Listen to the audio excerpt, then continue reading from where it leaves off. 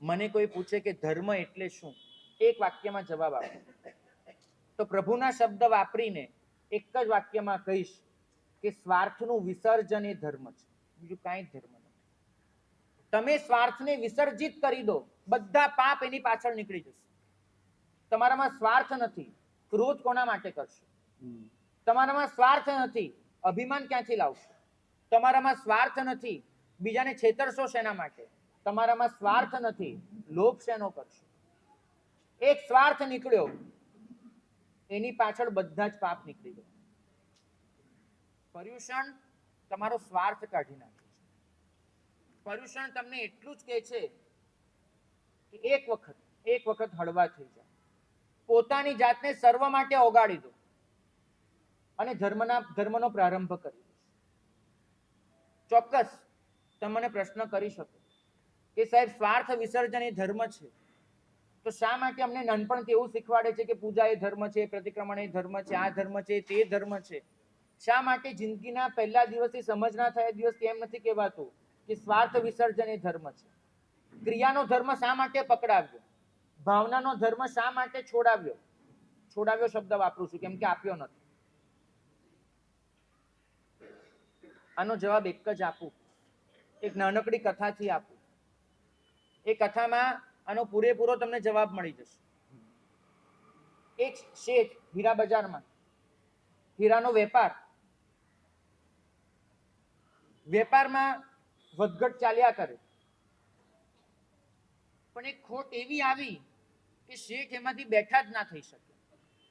અને ખોટમાં ને ખોટમાં મનમાં એટલું ટેન્શન, હૈયે એટલો ભાર, પૈસા ચૂકવી નથી શકાતા, ઇજ્જત ડૂબતી જાય છે. અને એમાં એમને એક જુગારી દાવ ખેલી લીધો અને જુગારી દાવમાં બધું જ હારી બેઠા, ધરતી પર આવી ગયા. અને એ ઘા એટલો વસમો નીવડ્યો, મરણ પથારીએ પડ્યો. ઉંમર એટલી મોટી નથી, પણ હવે ઊભા થવા એવી કોઈ શક્યતા દેખાતી નથી. મરણ પથારીએ પડ્યા છે.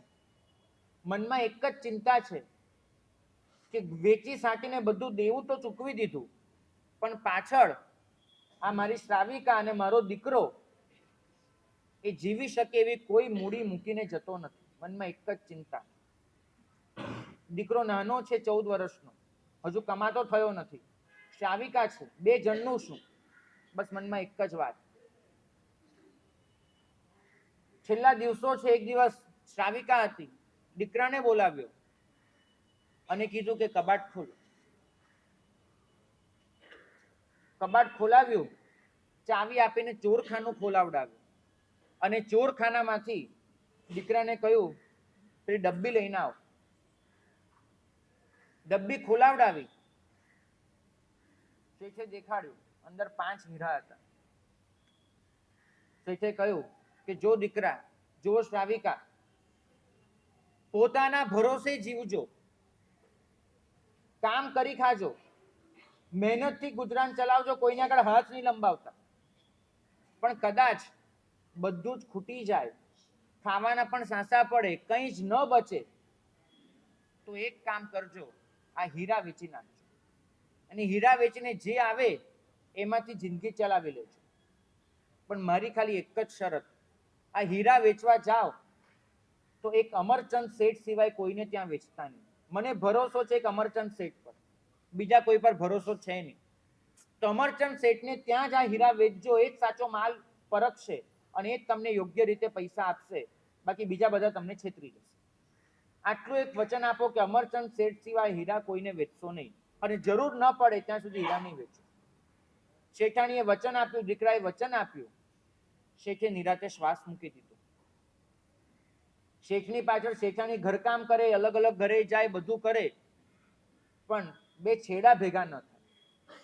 એક બાજુ દીકરાને ભણાવી ગણાવીને તૈયાર કરવાનો, શીખવાડવાનો, ધંધો બચ્યો નથી.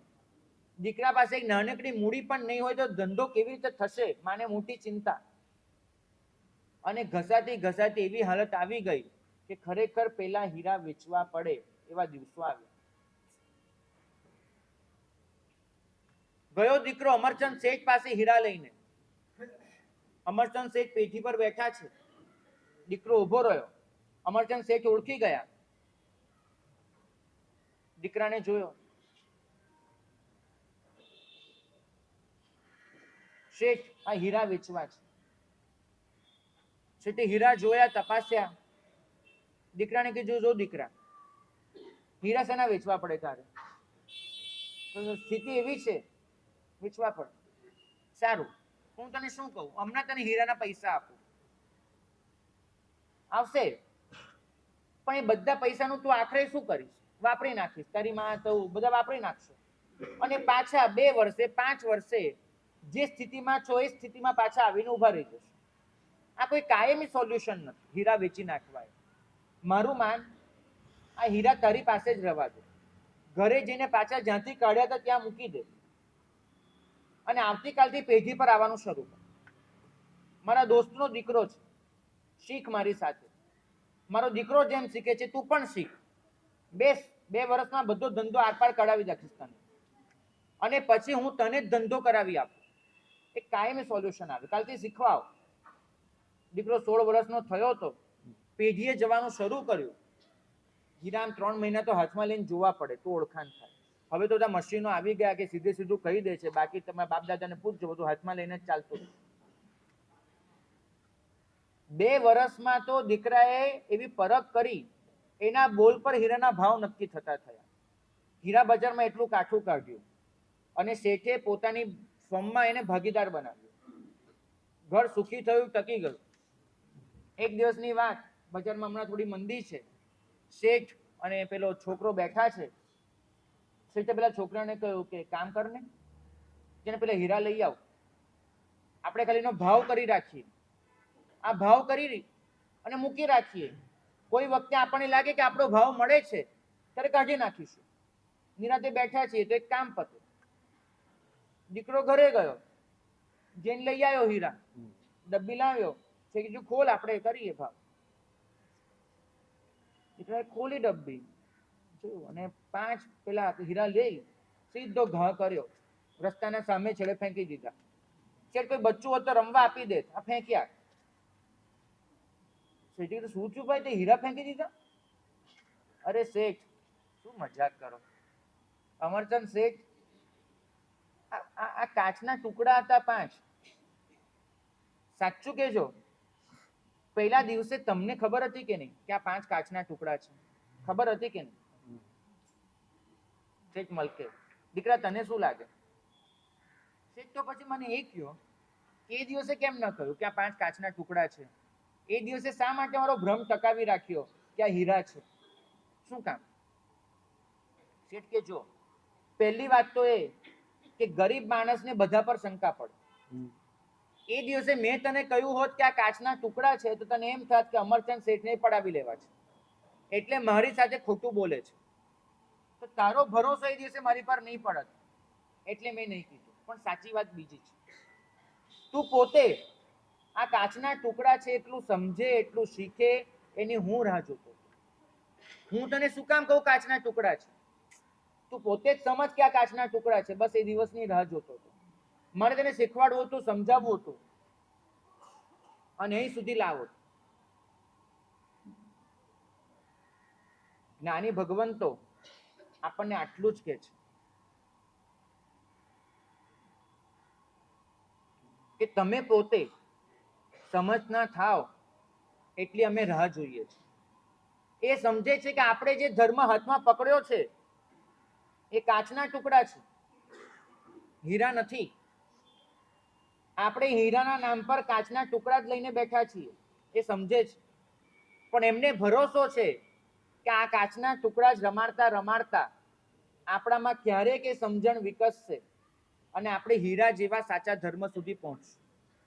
એને આપણને રમવા દીધા છે, એને આપણને આપણી મરજીનો ધર્મ કરવા દીધો છે, અને આપણી મરજીનો ધર્મ આપણે કરી શકીએ એના માટે જાત જાતની મસ્ત વાતો પણ કરી છે. તું દેરાસર જવા ઊભો થાય એટલે 1 ઉપવાસ, તું ચાલવાનું શરૂ કરે એટલે 10 ઉપવાસ, એવું કંઈક પેલું બેનર લાગેલું આવે છે, ખબર? જોયું છે? 1, 10, 100 આવું બધું આવતું જાય. થાળી જોઈને પીસ એટલે 1 આંબીલ, 1 સામાયિક કરે એટલે આટલા પલ્યોપમના દેવનું આયુષ્ય, 1 વૌષધ કરે એટલે આટલું, અને સામે થોડાક કાચના ટુકડા પેલા રમવા માટે થોડાક પાપડી, એક બટાકું ખાય તો આવું તેવું ફલાણું, એક બધા સમીકરણો આપણા માટે રચી આપ્યા, આવી આવી વાતો કરી અને સામે કથાઓ પણ લખી અને આમ કર્યું તો પહેલા 9 લાખ સોનામોર મળી, પછી રત્નો મળ્યા, પછી 9 રાજ્ય મળ્યા, પછી આ 9 9 9 બધું જ રચી આપ્યું. કારણ કે આપણે કાચના ટુકડા સાથે નિરાતે રમી શકીએ. મને ખબર છે કે બચ્ચું રમતું હોય, રમતા રમતા મમ્મી પાસે આવે, મમ્મી મમ્મી મેં કેવું ચિત્ર દોર્યું છે, માણસ છે કે દેડકો ખબર બી ના પડતી હોય તો મમ્મી કહે હા બેટા શું ચિત્ર છે તારું. જ્ઞાનીઓ આપણને આજે થાબડે છે કારણ કે સમજે છે કે છે નાના બચ્ચા, પ્રોત્સાહન આપે છે, આપણને તોડી નથી નાખતા. પણ એમને આશા છે, એમને ભરોસો છે આપણી ઉપર કે એક દિવસ આપણે આમાંથી જ સાચો ધર્મ શીખીશું, એક દિવસ આપણે આમાંથી જ આગળ વધતા વધતા એ ધર્મ સુધી પહોંચીશું કે જે વાસ્તવિક સ્વને છોડીને સર્વની ચિંતા કરતા શીખવે છે. એ ધર્મ સુધી જઈશું કે જે મૈત્રી ભાવમાં આપણને તરબોળ કરે છે. એ ધર્મ સુધી પહોંચીશું કે જે ધર્મ આપણને વિશ્વસનીયથી મિટાડી દે છે. મહેનત અને સમજણ બંને ચાલુ રાખવાની છે. અત્યારે જે કરો છો એની મહેનત ચાલુ રાખજો અને જે કરવાનું છે એની સમજણ મેળવતા જજો.